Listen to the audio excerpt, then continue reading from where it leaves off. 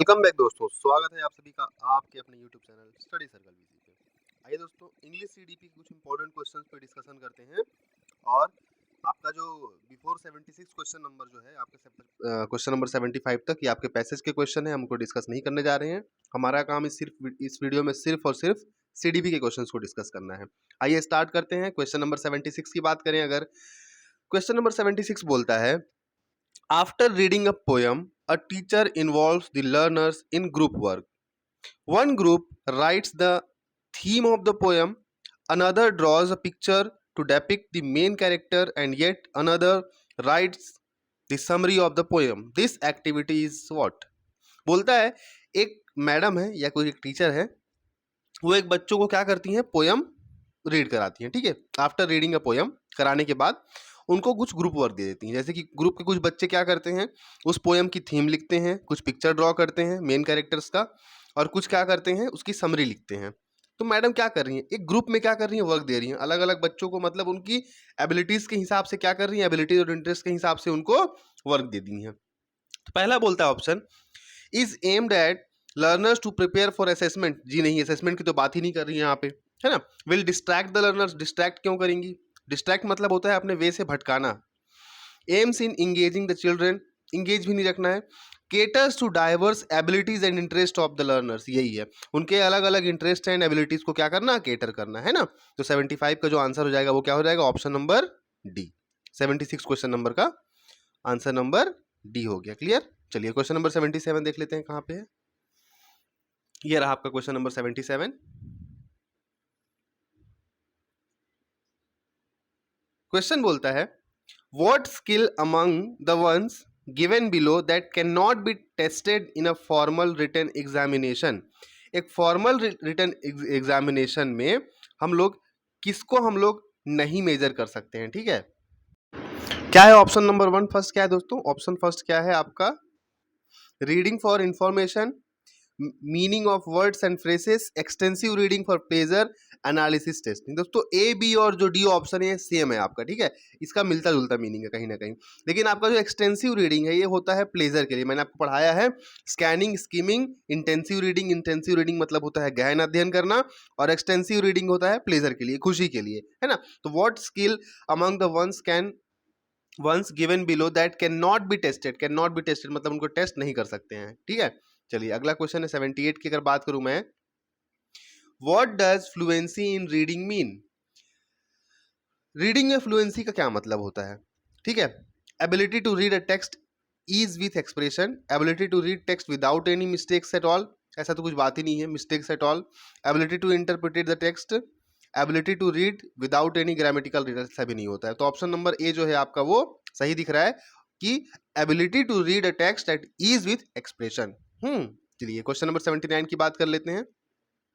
Question number 79 बोलता है, a teacher asks her learners to join sentences to make a short paragraph. कुछ sentences को मिला करके पैराग्राफ बनाने के लिए बोलती है। Insert supplied connectors and coherence mark like but and, वो but and however because although, इन सबको मिला करके एक पैराग्राफ बनाने के लिए बोल रही है बच्चों से।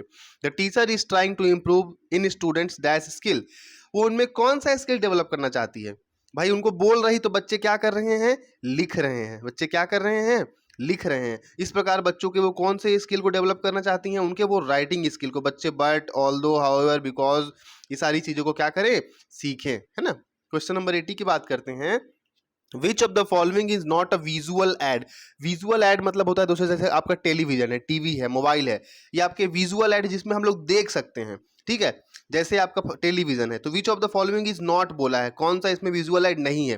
टीवी आपका विजुअल एड है, रेडियो, रेडियो से हमें सिर्फ आवाज सुनाई देती है, विजुअल एड नहीं है। ठीक है, तो यही आपका ऑप्शन है। फ्लैश कार्ड्स में भी आपको दिखता है, चार्ट्स में भी हम देखते हैं कि कहाँ पे क्या कैसा है। तो विजुअल एड कौन सा नहीं है, रेडियो। क्वेश्चन नंबर 81 की बात कर लेते हैं, विच of the following is the base of remedial teaching. Base of remedial teaching दोस्तों, ठीक है, विच of the following is the base of remedial teaching. Remedial teaching का बेस जो है वो होता है डायग्नोस्टिक टेस्टिंग, डायग्नोस्टिक टेस्टिंग। ठीक है, डायग्नोस्टिक टेस्ट। चलिए नेक्स्ट क्वेश्चन की ओर आगे बढ़ते हैं। अगला क्वेश्चन है क्वेश्चन नंबर 82 की अगर बात करें, which of the sentences is not true, childrens use language as tool. कौन सा सही नहीं है बोलता है, ठीक है। To communicate and they store information, सही बात है, बिल्कुल सही है। To maintain their relation with society, अपने रिलेशन को सोसाइटी के साथ मेंटेन करते हैं, ये भी सही बात है। To understand apply words and sentences and generate new ideas, ये भी सही है। टू अंडरस्टैंड पैरालिंग्विस्टिक कम्युनिकेशन, ये गलत है दोस्तों।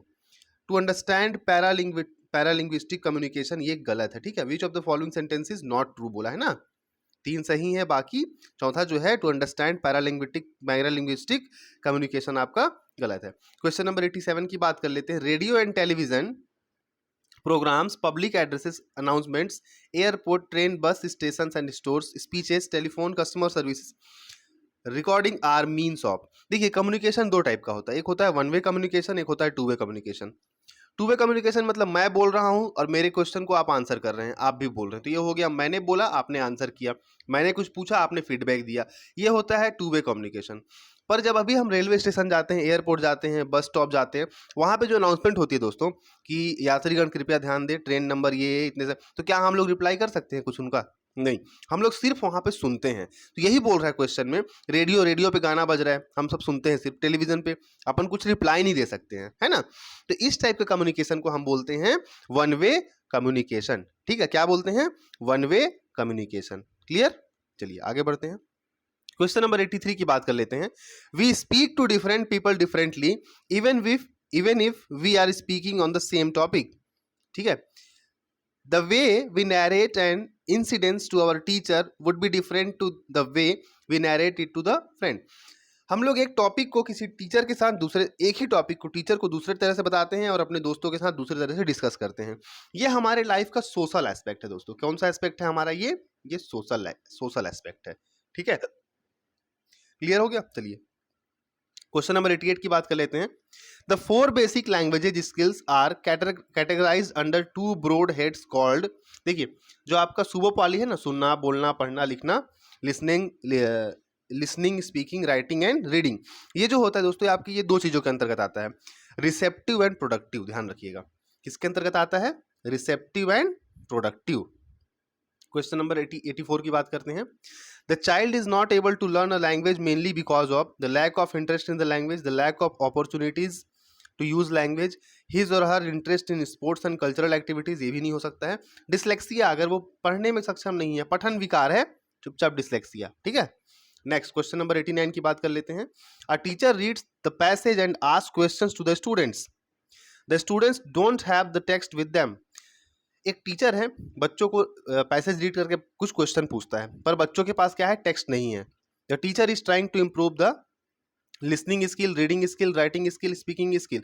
टीचर है, अब बच्चों के पास टेक्स्ट नहीं, तो बच्चे क्या करेंगे दोस्तों? ध्यान से सुनेंगे, है ना। बच्चे क्या करेंगे?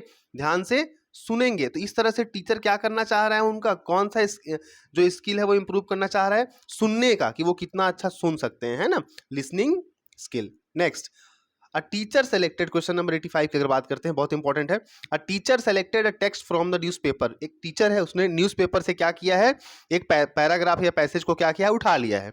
And dropped every 5th word and asked, और उसमें से हर 5वां शब्द जो है वो ड्रॉप कर दिया है। And asked her learners to supply the missing words, और अपने लर्नर्स या अपने स्टूडेंट्स को क्या बोलती है? कि यहाँ जो खाली स्थान है उसको भरो। What is a test known as? Cloze test, open test, vocab test और राइटिंग टेस्ट। दोस्तों जब भी याद रखिएगा कि पैसेज के कुछ वर्ड्स को अगर हटा करके दिया जा रहा है, मिस करके दिया जा रहा है, ये आपका क्लोज टेस्ट के अंतर्गत आएगा। क्लियर है? Option number A. Next question की बात कर लेते हैं। Question number 86। What are the 3 components of PPP model of teaching? PPP model मतलब होता है प्रेजेंटेशन, प्रैक्टिस एंड प्रोडक्शन। याद, इसको एकदम रट्टा मार लीजिए, ठीक है, बाय हार्ट कर लीजिए। PPP मीन्स क्या होता है? Presentation, practice and production. Presentation, practice and production. Next, a student is reading fast. अब एक स्टूडेंट है वो बहुत स्पीड पढ़ रहा है। लुकिंग फॉर स्पेसिफिक इंफॉर्मेशन, उसको कुछ विशिष्ट जानकारी चाहिए। मैंने बताया था आपको कल की वीडियो में कि उसको अगर कुछ विशिष्ट जानकारी चाहिए, व्हाट इज द रीडिंग सब स्किल इज नोन एज।